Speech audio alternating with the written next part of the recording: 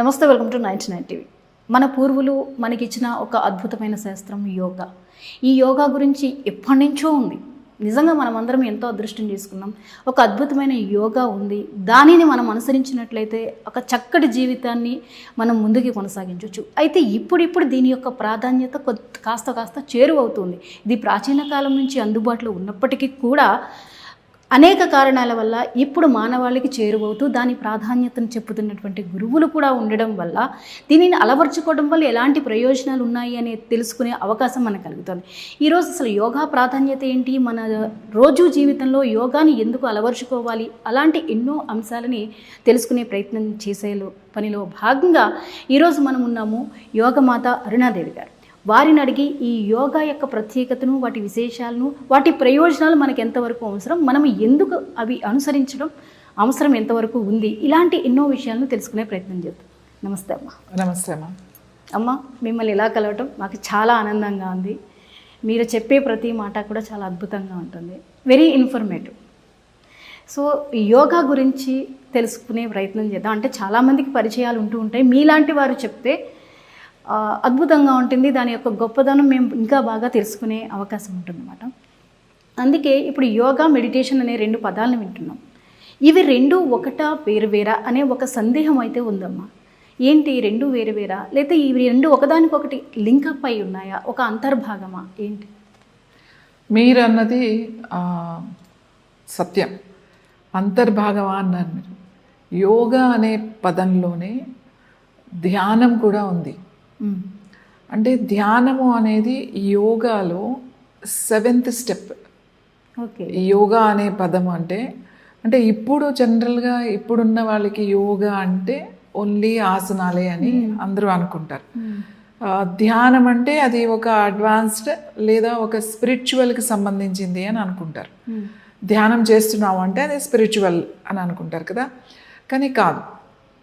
అది ధ్యానం అనేది యోగాలో ఒక అంతర్భాగం. ఎందుకంటే మీరు ఒక చక్కని పదం వాడారు.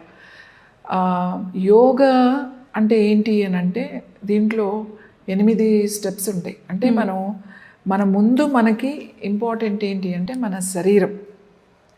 ఈ శరీరమే ఇంపార్టెంట్. ఈ శరీరం లేదు అనుకోండి, మనసు కూడా లేదు కదా.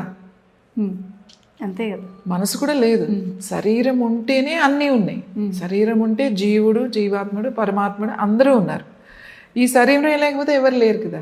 సో యోగా ఏం చెప్తుందంటే నీ శరీరమే ఒక దేవాలయం, దేహమే దేవాలయం అన్నారు మన పెద్దవాళ్ళు. ఎందుకు అన్నారంటే ఈ శరీరాన్ని ఒక దేవాలయంలాగా చూసుకోవాలి. అంటే మనం ఒక దేవాలయంలోకి వెళ్తున్నప్పుడు ఎంత పవిత్రంగా వెళ్తాం. మనం చక్కగా స్నానం చేసి ఎంతో భక్తితో, నమ్మకంతో, ప్రేమతో మనం వెళ్తాం. ఆ వెళ్ళినప్పుడు ఆ లోపలికి వెళ్ళిన తర్వాత మనం ఎప్పుడు కూడా ఎవ్వరూ కూడా స్నానం చేయకుండా మనం పొర్రపాటును కూడా వెళ్ళం. ఎందుకు వెళ్ళము అనంటే మనకి చిన్నప్పటి నుంచి మన బ్లడ్లో మనకి అది ఉంది. ఎందుకంటే ఒక క్రమశిక్షణ కావాలి. మనం ఏదైనా ఒకటి చేయాలి అంటే, దేవుణ్ణి కోరుకోవాలంటే కూడా ఒక క్రమశిక్షణ కావాలి. యోగా కూడా అదే, ఒక క్రమశిక్షణ అనేది ఉండాలి. యోగాకి ఒక నమ్మకం ఉండాలి, భక్తి కూడా ఉండాలి. యమ, నియమ, ఆసన, ప్రాణాయామ, ప్రత్యాహార, ధారణ, ధ్యాన, సమాధియో అష్టాంగాని అంటాడు పతంజలి మహర్షి. పతంజలి మహర్షి యోగ సూత్రాల్లో ఇది ఒక యోగ సూత్రం. ఇందులో ధ్యానం ఎక్కడుంది అంటే ఒక 7th స్టెప్లో ఉంది. ముందు బాడీని చూడు. అంటే నీకు ఫస్ట్ డిసిప్లిన్ అంటే నువ్వు ప్రొద్దున్నే లేచి ఏమైనా చేయాలి అని అంటే దానికి ఒక ప్లాన్ చేసుకుంటావు. ప్రొద్దున్నే లేస్తావు, స్నానం చేయాలి, కూర్చోవాలి అంటే అప్పుడు కూర్చుంటే అంటే ఏ భంగిమ చేసినా కూడా ఆసనాలే. ఏ భంగిమ, రకరకాల భంగిమలు ఈ సృష్టిలో ఎన్ని జీవరాశులు ఉన్నాయో అన్ని ఆసనాలు ఉన్నాయి యోగాలో. సో నువ్వు అన్నీ చేయాల్సిన అవసరం లేదు. నీకు ఏవి కావాలో అవి సెలెక్ట్ చేసుకో, అవి ఖచ్చితంగా కొన్ని నేర్చుకో. ఆసన సిద్ధి అప్పుడు వస్తుంది. ఆసన సిద్ధి రావాలి అని అంటే, ఆసన సిద్ధి అంటే ఏంటి? కనీసం 2-3 గంటలు నువ్వు కదలకుండా ఒక ఆసనంలో కూర్చుంటే ఆసన సిద్ధి. అది ఎలా కూర్చున్నా సరే, ఏ ఆసనంలో కూర్చున్నా, అది పద్మాసనం, సిద్ధాసనం, వజ్రాసనం, ఎనీ ఆసన. ఇది అడ్వాన్స్డ్ లేకపోతే ఇది బేసిక్ అనేది లేదు. అలా అనుకుంటే అడ్వాన్స్డ్ ఆసన పద్మాసన, ఆసనాలన్నిటిల్లో ఒక గొప్ప ఆసనం చెప్పండి నాకు అది ఒక్కటి చాలు అని ఎవరైనా అడిగితే నేనైతే పద్మాసనం అని చెప్తా. పద్మాసనం వచ్చిందంటే ఇక అంతకన్నా అడ్వాన్స్డ్ ఆసనాలు ఏమీ లేవు. మిగతాయన్నీ మనం వేరే చేస్తాం అంతే. సో ఆసన సిద్ధి రావాలి. ఆసన సిద్ధి అంటే నువ్వు కూర్చోగలగాలి. సరే కూర్చున్నావు, కూర్చోవడం వచ్చింది అంటే అది థర్డ్ స్టెప్లో ఉన్నావు. నెక్స్ట్ స్టెప్ ఏంటి? శ్వాస. నువ్వు ఎప్పుడైతే నీ వెన్నెముకను నిటారుగా పెట్టి నువ్వు కూర్చోగలుగుతావో ఎక్కువసేపు, అప్పుడు నువ్వు శ్వాస ప్రాణాయామం కనుక చేసినట్లయితే నీ నాడులన్నీ యాక్టివేట్ అవుతాయి. నువ్వు కూర్చోలేవు అని అనుకున్నప్పుడు నీ ప్రాణాయామం చేయడం వల్ల ఉపయోగం ఏమి ఉండదు పెద్దగా. ఊరికే శ్వాసాయామం అవుతుందన్నమాట, ప్రాణాయామం అవ్వదు. సో ప్రాణాయామం అంటే ఏంటి అంటే, ఎందుకు చేయాలి ప్రాణాయామం అంటే నీ ఆయుష్ పెంచుకోవడానికి, అంటే శ్వాసల్ని తగ్గించుకోవడానికి. శ్వాసలు తగ్గితే మీ ఆయుష్ పెరుగుతుంది, శ్వాసలు పెరిగితే ఆయుష్ తగ్గుతుంది. ఇప్పుడు మీకు బీపీ వచ్చింది, రోజు మెడిసిన్స్ వేసుకొని కంట్రోల్ చేస్తున్నారు, కానీ మీకు హై బీపీ ఉంది. హై బీపీ ఉంది అంటే వాళ్ళు ఎప్పుడు రెస్ట్లెస్గా ఉంటారు, చిరాగ్గా ఉంటారు, కోపంగా ఉంటారు, ప్రతిదానికి ఒక యాంగ్జైటీ, ఏదో అయిపోతుంది అని చెప్పి ఒక కంగారు పడడం, అరవడం, ఇట్లాంటివన్నీ చేస్తారు. సో ఎప్పుడు ఇలాంటి మూడ్లోనే వాళ్ళు ఉంటే వాళ్ళ శ్వాసలు పెరుగుతాయి. మీకు కోపం వచ్చింది అనుకోండి, శ్వాసలు ఇట్లా బలంగా తీసుకుంటారు అన్నమాట అనేసి శ్వాసలు ఇట్లా చేసేస్తూ ఉంటారు. అలా శ్వాసలు పెరిగితే ఏమవుతుంది అంటే, ఎక్కువ శ్వాసలు తీసుకుంటున్నప్పుడు బ్రెయిన్కి ఎక్కువ ఆక్సిజన్ అందదు, తగ్గిపోతుంది ఆక్సిజన్. సో అలా ఎక్కువ శ్వాసలు తీసుకోవడం వల్ల నీ ఆయుష్ తగ్గిపోతుంది. సో తక్కువ అంటే more oxygen dangerous to your health. మీ హార్ట్కి మెయిన్గా ఎంత తక్కువ శ్వాసలు తీసుకుంటే హార్ట్ అంత ప్రశాంతంగా ఉంటుందన్నమాట. మీరు హార్ట్ని, మన గుండెని రిలాక్స్ చేయాలని అనుకున్నారు, ఎలా రిలాక్స్ చేస్తాం? కరెక్ట్ కదా, అది అలా కొట్టుకుంటూనే ఉండాలి కదా, లేకపోతే అది ఆగితే ఎలాగా, మనం ఉండవు. కానీ మరి దాన్ని ఎలా రిలాక్స్ చేయాలంటే శ్వాసలు తగ్గించుకోండి. శ్వాసలు తగ్గించుకుంటే మీకు హార్టే కాదు, complete your circulatory system, your digestive system, neuro system, skeleton system, muscular system, all systems అన్నీ కూడా రిలాక్స్డ్గా ఉంటాయి. సో శ్వాస, అది ప్రాణాయామం ఎందుకు చేయాలి? మనం రోజు తీసుకుని వదులుతున్నాం, మనం అది అవసరం ఏముంది? మేమేమి చేయకపోయినా శ్వాస లోపలికి వెళ్తుంది, శ్వాస బయటకు వస్తుంది. ఎందుకు అని అంటే రకరకాల పనుల్లో ఉంటాం మనము, రకరకాల పొద్దున్న లేచిన దగ్గర నుంచి ఇంకా పరుగులు, ఆల్ ఏజ్ గ్రూప్స్, చిన్న పిల్లల దగ్గర నుంచి పెద్దవాళ్ళ వరకు వేరే వేరే వ్యాపకాల్లో ఉంటారు. సో మనకు తెలియకుండానే రకరకాల ఎమోషన్స్, లేకపోతే టెన్షన్స్, స్ట్రెస్ ఇవన్నీ ఉంటాయి. సో ఇవన్నీ క్యారీ చేయకూడదు. మళ్ళీ నెక్స్ట్ డే మనం ఫ్రెష్గా ఉండాలి, మళ్ళీ మనం స్టార్ట్ చేయాలి. డేని స్టార్ట్ చేయాలి అని అనుకున్నప్పుడు మనం ప్రాణాయామం తప్పనిసరిగా చేయాలి. ఆ ప్రాణాయామం చేయడం వల్ల మళ్ళీ నీకు కొత్త ఆలోచనలు ఉంటాయి, ఆ వేస్ట్ అనవసరమైనవన్నీ కూడా అది తీసేస్తూ ఉంటుంది.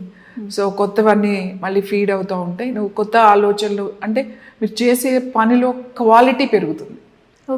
ఎక్కడ అలసిపోకుండా, మీరు రోజు 12 గంటలు లేకపోతే ఏవో 5-6 అవర్స్ చేయగానే అలసిపోతున్నారు అనుకుందాం, అది మీరు ఇంకొక 5 అవర్స్ చేసినా కూడా అలసిపోకుండా సమర్థవంతంగా ఉంటారు. టెన్షన్ పడకుండా హాయిగా నిద్రపోయి, మరి తిన్న ఫుడ్ జీర్ణం అయ్యి మనం మంచి నిద్ర పడితే ఇంక జీవితంలో ఏం కావాలి చెప్పండి? మంచి నిద్ర, మంచి ఆహారం, అంటే మనం తిన్నది అరిగితే చాలు, ఇంకా అంతకమన్నా ఏం అవసరం లేదు మనకి, మనం హెల్దీగా ఉన్నట్టే. సో ఇది ఎప్పుడు జరుగుతుంది అంటే మీ శ్వాసలు తగ్గినప్పుడు. ఆ శ్వాసలు తగ్గించుకోవడానికి మనం ప్రాణాయామం చేస్తాం. సో ప్రాణాయామం, దట్స్ ద 4th యమ నియమ ఆసన ప్రాణాయామ. తర్వాత ప్రత్యాహారము అంట. ప్రత్యాహారము అంటే నీ మీద నీకు కంట్రోల్ కావాలి. మనము మీకు అంటే మీరెవరు అంటే, మీరు అంటే మీ లోపల ఉన్నారు, మీరు మీ లోపల ఆత్మ ఉన్నారు, పరమాత్మ కూడా ఉన్నారు కదా. మీకు మీ ఆత్మకి మీరెవరో తెలుసుకోవాలి, అసలు ఈ పరమాత్మ ఎవరో తెలుసుకోవాలి, నాకు ఆ దర్శనం కావాలి అని మీకుంది. సో మీకు మీ ఆత్మకి పరమాత్మకి మధ్యలో అడ్డుగా ఉండేది మీ మనసు. అది మేము చూడనీయదు, అది వెళ్ళనివ్వదు, అది రకరకాలు సెకండ్కి ఒకటి ఫ్రాక్షన్ ఆఫ్ సెకండ్లో ఆలోచనలు తీసుకొచ్చేస్తుంది. ఏ చెయ్యి అంటది, చేయొద్దంటది, ఏ చేస్తే బాగుంటుంది అని అంటది, లేకపోతే ఎవరు చూడలేదు చేసే అంటది, అమ్మో వాళ్ళు చూస్తే నీ సంగతి ఏంటి ఏమైపోతావు అని అంటది. మనసు మధ్యలో డిస్టర్బ్ చేస్తూ ఉంటుంది. ఇవి ఆలోచనలన్నీ మీకు ఎవరు చెప్పరు. మనం ప్రతి పనిలో కూడా ప్రతి చేసే దాంట్లో కూడా ఇవి నడుస్తూనే ఉంటుంది. ఈ ఫ్రాక్షన్ ఆఫ్ సెకండ్లో మనకి బుద్ధి అనేది ఒకటి ఉంటుంది. ఈ బుద్ధే రథసారథి అన్నమాట, మనల్ని నడిపిస్తుంటుంది. నో నువ్వు చేయాల్సిందే, నువ్వు చెయ్యి అని అది డిసైడ్ చేసింది అనుకో, మీరు చేసేస్తారు. ఈ బుద్ధి సరిగా పనిచేయాలి మనకి. సో మీరు మీ మనసు చెప్పేది మీరు వింటే మీరు ఒక బానిసలాగా ఉంటుందన్నమాట. ఏ పని చేయరు, అది చేయనివ్వదు. పడుకో, ఇవాళ నీకు తలనొప్పిగా ఉంది, టక్కుమని ఎందుకు లేట్ అయిందంటే ఇవాళ బాగాలే నాకు తలనొప్పిగా ఉంది అని చెప్పేస్తాం. అది మిమ్మల్ని ఏమీ చేయనివ్వదు. ఎంతసేపు పడుకో, వద్దులే ఇప్పుడు ఏం చేస్తావులే, ఇలానే ఉంటుంది. సో నువ్వు దాని మాట విన్నావు అంటే నువ్వు ఎప్పటికీ ఇంకా సిక్గానే ఉంటావు. సో దాని కాదు, ఎస్ నేను చేయాలి ఏది ఏమైనా కడే అని మీరు డిసైడ్ చేసుకుని వెళ్ళారనుకోండి, అదేదో మేము ట్రై చేస్తుంది మిమ్మల్ని డిస్టర్బ్ చేయడానికి. మీరు వినట్లేదు, తలనొప్పి వచ్చినా సరే నేను ఏదో ఒకటి మేనేజ్ చేసుకుని వెళ్ళిపోతానని వెళ్ళిపోయారనుకోండి, ఇంకా తలనొప్పి ఏమి ఉండదు, మీరు మీ పనిలోకి వెళ్ళిపోతారు. ఎందుకంటే మీరు డిసైడ్ అయ్యారు కాబట్టి. ఎందుకంటే ఈ మనసు చెప్పింది మీరు వినలేదు, మీ పని మీరు చేసుకుంటున్నారు. అంటే మీరు ఇప్పుడు చాలామంది మనసు కంట్రోల్లో ఉన్నారు.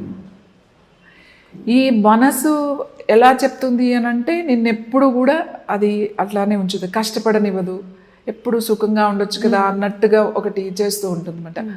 ఈ మనసు అనేది ఒక అడ్డు కూడా. ఇది ఏం చెప్పారమ్మా, ఇది మీకు అడ్డు, అన్నిటికీ అడ్డే. ఇది ప్రతిదానికి వచ్చేస్తుంది. అసలు అది లేకపోతే ఇంకా అసలు మనం లేమేమో అనే దాంట్లోకి ఉంటాం మనం. ఎందుకు దాన్ని చెప్పిందే వింటాం. యోగా ఏం చేస్తుందంటే ఈ మనసుని నోరు మూసుకునుండు, నేను చేస్తా, నువ్వు నోరు మూసుకో కాస్త అని చెప్పి ఆ కంట్రోలింగ్ తీసుకొస్తుంది. సో ఈ మనస్సుని అంటే మనస్సు చెప్పినట్టుగా మీరు వినడం కాదు, మీరు చెప్పినట్టుగా మీ మనసు వినాలి. మీరు చెప్పినట్టుగా మీ మనసు వినాలి అని అంటే ఏం చేయాలి అంటే యోగ మార్గంలోకి రావాల్సిందే. యోగ సాంప్రదాయం అంటాం మేము. యోగ సాంప్రదాయంలో దిస్ ఆల్ యోగిక్ ఎనాటమీ అని అంటామన్నమాట. సో ఈ మనసు అనే దాని నుంచి మీరు ముందుకొచ్చి మీరు సరెండర్ అంటే ఆల్ మీ పంచేంద్రియాలు, అలాగే మీ పంచప్రాణాలు, పంచకోశాలు, ఇవన్నీ కూడా మీ అదుపులో ఉంటాయి. పంచ అగ్నిలు, మనకు అగ్నిలు ఉంటాయి, 5 అగ్నిలు ఉంటాయి, 5 ప్రాణాలు ఉంటాయి, ప్రాణాపాన సమాన ఉదాన వ్యాన. అలాగే పంచకోశాలు ఉంటాయి మనకంటే 5 బాడీస్ ఉంటాయి మనకి. స్థూల శరీరం, అన్నమయ కోశ, ప్రాణమయ కోశ, మనోమయ కోశ, విజ్ఞానమయ కోశ, ఆనందమయ కోశ, అలా 5 బాడీస్ ఉంటాయి మనకు. ఒకటే బాడీ మనకు కనబడుతుంది. ఈ 5 బాడీలో దాన్ని ఆరా అంటారు. నువ్వు నీ కంటికి ఇప్పుడు కనిపించట్లేదు కానీ నీ కంటికి నీ సూక్ష్మ శరీరాలను కూడా చూసే శక్తి నీకుంది. మధ్యలో నీ మనసు నిన్ను అడ్డుగా నిలబడి ఈ కంట్లో ఇది చూసిందే నిజమని అనుకుంటున్నావు. ఎప్పుడైతే నువ్వు కళ్ళు మూసుకుని నీ లోపల చూడడం మొదలు పెడతావో అప్పుడు నీ అంతరంగమే కాదు ఈ విశ్వాన్నే చూడగలుగుతావు. ఓకే. ఈ 2 కళ్ళు మూస్తే 3వ కన్ను నువ్వు తెరవగలుగుతావు. ఈ 2 కళ్ళు తెరిచినంత కాలము నీ 3వ కన్ను ఎప్పటికీ తెరవబడదు. శివుడికి కాదు 3వ కన్ను, మనకు కూడా ఉంది. శివుడు 3వ కన్ను తెరిస్తే భస్మం అయిపోతుంది అని. సో అది డిఫరెంట్ స్టోరీ అనుకోండి. మనకి కూడా అంతర్నేత్రము అని అంటాం. అది ఈ కనపడేదంతా నిజం కాదు. నువ్వు ఎప్పుడైతే కళ్ళు మూసుకుంటావో అసలు నిజం అంటే ఏంటో తెలుస్తుంది నీకు అని చెప్తాం మేము. సో ఈ కంట్రోలింగ్ రావాలి అంటే దాన్నే ప్రత్యాహారము అంటాం, సరెండర్ టు గాడ్ అంటాం. సో నువ్వు అప్పుడు కానీ సరెండర్ అవ్వవు. దాని తర్వాత వచ్చేది ఏంటి, ఆసన ప్రాణాయామ ప్రత్యాహార తర్వాత ధారణ వస్తుంది మీకు. అంటే ఏకాగ్రత వస్తుంది, ఫోకస్ వస్తుంది. ఇది అన్ని చోట్ల అవసరం. మీరు ఒక ఇంటర్వ్యూ చేయాలన్నా కూడా ఆ ఫోకస్ కావాలి, ఆ కెమెరా పెట్టాలని వాళ్ళకి ఫోకస్, ఎవరికైనా ప్రతి పనిలో కూడా ధారణ కావాలి. ఈ ధారణ లేకపోతే ధ్యానం లేదు. ఈ ధారణ లేకుండా ధ్యానం ఎక్కడి నుంచి వస్తుంది? ధారణ ధ్యానం, ధారణ ధ్యానం, ఈ 2 పక్క పక్కనే ఉంటాయి. ఈ ధారణ వరకు నువ్వు చేరుకోవాలి. ఈ ధ్యానం ఉంది చూసారండి, అది మీరు చేసేది కాదు, మేము చెప్పేది కాదు. అది మీ లోపల జరగాలి.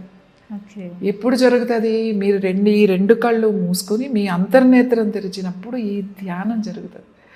ఈ ధ్యానం జరగడానికే మనం ఇవన్నీ చేసుకుంటూ వచ్చాం. ఈ ప్రక్రియలన్నీ చేసుకుంటూ ఆసన ప్రాణాయామ ప్రత్యాహార చేసుకుంటూ ధారణ వరకు వస్తే ధ్యానం అది వాళ్ళ అంతటికదే అవుతుంది. ఈ ధ్యానం అని చెప్పే ఇప్పుడు బయట జరిగే మీరు వినే, మీరు చూసే, మీరు చేసేవన్నీ కూడా ఇది ధ్యానం కాదు. ఇది ఒక మనసుకి ఒక విశ్రాంతిని ఇవ్వడం, లేదా ఒక రిలాక్సేషన్ క్లాసెస్ అని చెప్పాలి, మెడిటేషన్ క్లాసెస్ కాదు. ఇప్పుడు మీరు సడన్గా వెళ్ళి నేను ఇప్పుడు మెడిటేషన్ చేయాలని అనుకుంటున్నాను, ఆ మెడిటేషన్ చేస్తే నాకు స్ట్రెస్ తగ్గుతుంది, మెడిటేషన్ చేస్తే ఏదో ఆధ్యాత్మికంగా మనం వెళ్ళిపోతున్నాం అని అనుకుని వెళ్ళిపోయి కూర్చుంటారు. ఏదో జరుగుతున్నట్టే ఉంటుంది, ఏమీ జరిగేది లేదు. మళ్ళీ ఆ గురువుగారు వస్తారు, కూర్చుంటారు, చెప్తారు, అబ్బా అద్భుతంగా ఉంది, చాలా బాగుంది. మళ్ళీ ఇంటికి వెళ్ళిన తర్వాత అంతా అయిపోయింది. మళ్ళీ అగైన్ మళ్ళీ క్లాస్ అయినప్పుడు జరుగుతుంది. సో ఇది ఇలానే ఉంటుంది, ఇంకా దీనికి ఎండ్ లేదు. ఇందులో పెద్దగా జరిగేది ఏమీ లేదు. కాకపోతే మీకు మంచి నిద్ర పడుతుంది, కొంచెం ప్రశాంతంగా ఉంటారు, కాస్త ఆ మార్పులు అయితే వస్తాయి ఆ దాంట్లో అవన్నీ కూడా. సో అందుకే ధ్యానం అనేది నేను చెప్తా, మాకు ఎక్కడ చూడండి, ఎక్కడ మెడిటేషన్ క్లాసెస్ అని కానీ లేకపోతే ధ్యానం క్లాసెస్ కానీ మేము ఎప్పుడు ఎక్కడ అలా చెయ్యం. ఎందుకంటే అలా అంటే మీరు ధ్యానం చెప్పరా అని అడుగుతారు. ధ్యానం ఎలా చేయాలో నేను చెప్పను. ధ్యానం చేయడానికి నీకు అవసరమైన నీ శరీరాన్ని, నీ మనస్సుని ధ్యానం చేసే అంత శక్తి ఇచ్చే వరకే నా పని. అక్కడి వరకు తీసుకొచ్చి అక్కడ వదిలేస్తాం. ఇక్కడ నుంచి నువ్వు వెళ్ళాలి, ఇక్కడ వరకు నేనున్నాం, తీసుకొచ్చాను, ఇటేరా ఇలారా అని చెప్పి. అక్కడికి వచ్చిన తర్వాత నీ ప్రయాణం నీది, నువ్వు వెళ్ళిపోవాలి. ధ్యానం తర్వాత అయిపోయిందా ధ్యానం తర్వాత సమాధి ఉంది. సమాధి స్థితులు ఉన్నాయి, మళ్ళీ 9 సమాధి స్థితులు ఉన్నాయి మనకి. ఒక్కొక్క స్థితిలో ఎలా ఉంటుంది అక్కడ అని చెప్పేసి. సో ఇంకొకటి ఏంటంటే, ధ్యానం అంటే మీరు ఇలా కళ్ళు మూసుకొని కూర్చోవడమో ధ్యానం అని ఎప్పుడూ అనుకోవద్దు. ఎవ్వరూ ఎక్కడ అలా చెప్పలేదు, అలా ఎవ్వరూ రాయలేదు, ఏ గ్రంథంలో కూడా రాయలేదు. ధ్యానం అంటే, ఈ ధ్యానం మీకు ఎక్కడ ఉపయోగపడుతుంది? ఇప్పుడు మీరు చేసే పనే ఉంది, ఎవరు ఏదో ఒక పని చేయాలని అనుకుంటున్నాం, మనం పెట్టుకున్నాం, మనం ఈ స్టేజ్కి వెళ్ళాలి, నేను ఈ స్టేజ్లోకి రావాలి నేను అని ఒక గోల్ పెట్టుకున్నారు. లేకపోతే పిల్లలు, స్టూడెంట్స్, నేను ఇంజనీరింగ్ చదవాలి, లేకపోతే మెడిసిన్ చదవాలి, లేకపోతే నేను యాంకర్ అవ్వాలి, ఏవో ఉంటాయి. సో ఏదైతే పని చేస్తున్నామో మనం ఏకాగ్రతతో ఎక్కడ మనము పడిపోయినా సరే ఎప్పుడు కూడా న్యాయంగా, ధర్మంగా ఆ పనికి ఒకటే దృష్టి మాట దాని మీదే పెట్టి మనం చేసిన తర్వాత అక్కడికి వెళ్తాం కదా, అది రీచ్ అయ్యాం, ఎస్ నేను అనుకున్నది సాధించాను అని అనుకుంటాం కదా, అది ఎంత తృప్తిగా ఉంటుంది, ఎంత సంతోషంగా ఉంటుంది. నేను చేశాను, అది చిన్న పన పెద్ద పన అనేది అది కాదు. పనే, దాంట్లో పెద్దది దాంట్లో చిన్నది అని ఉండదు. ఎస్ నేను సాధించా, అదొక తృప్తి వస్తుంది కదా. ధ్యానం అంటే ఏది?